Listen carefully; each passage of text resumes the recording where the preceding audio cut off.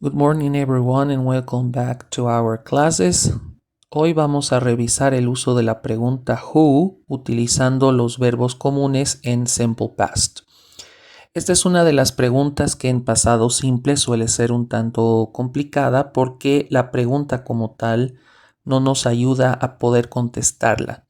La pregunta no tiene indicios o guías o algún tipo de pista por la cual ustedes puedan responder a la pregunta. Sin embargo, acá vamos a dar algunos tips generales para que se entienda cómo se la debe responder o qué debemos considerar para poderla responder.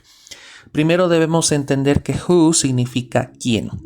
Entonces, en este caso, para poder encontrar la respuesta más bien a esta pregunta, debemos entender que estamos buscando al activo, el sujeto de la oración, la persona o personas que se supone hacen la acción, o en este caso hicieron la acción en el pasado.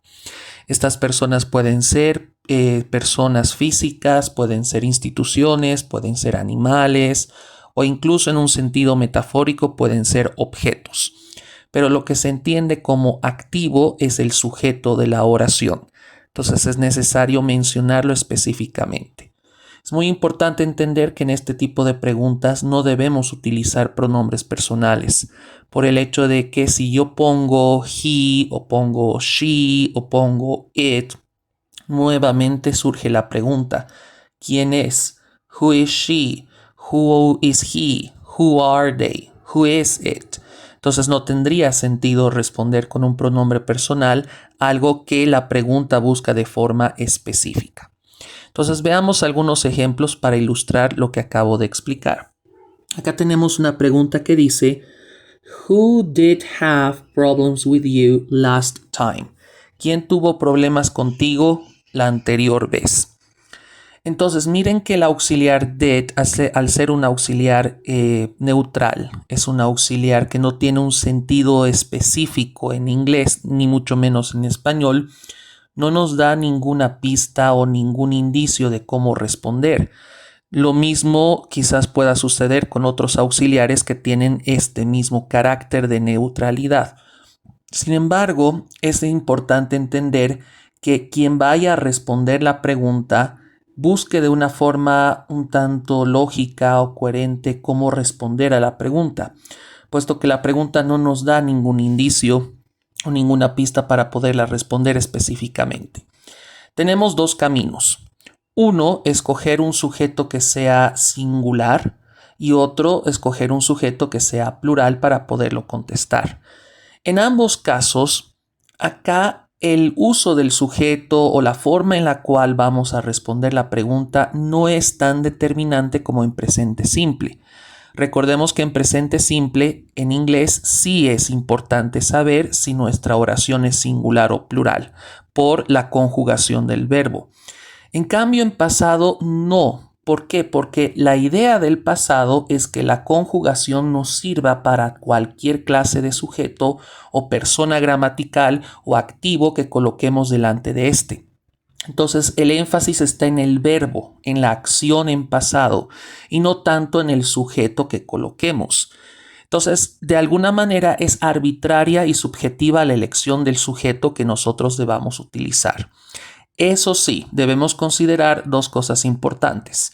Primero, que tenemos que considerar si nuestro sujeto es una persona, es un animal o es un objeto. Es decir, mencionarlo en la oración. No colocar pronombres personales, eso es muy importante. Y quizás lo más importante al momento de responder es preguntarnos si el verbo es regular o irregular. Si es regular, recordemos que tenemos tres diferentes conjugaciones, ed, de y ed.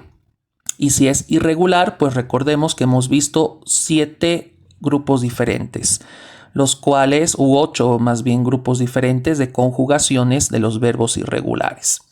Entonces, en este caso, el verbo have es un verbo irregular, que vendría a ser un verbo del último grupo, del octavo grupo, de aquellos verbos que no pueden tener una regla fija de conjugación, sino que se conjugan de forma arbitraria. Entonces el pasado del verbo have es had.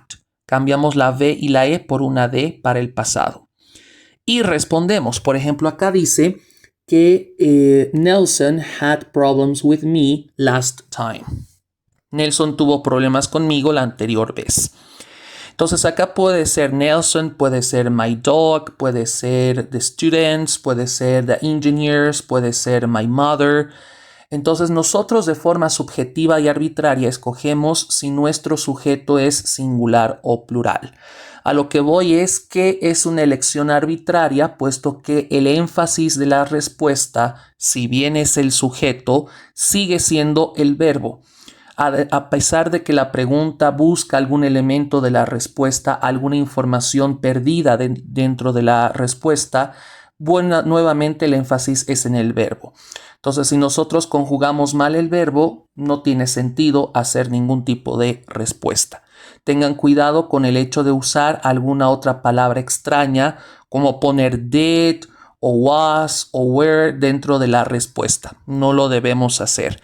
Recordemos que en este caso el verbo se tiene que conjugar en su forma pasada.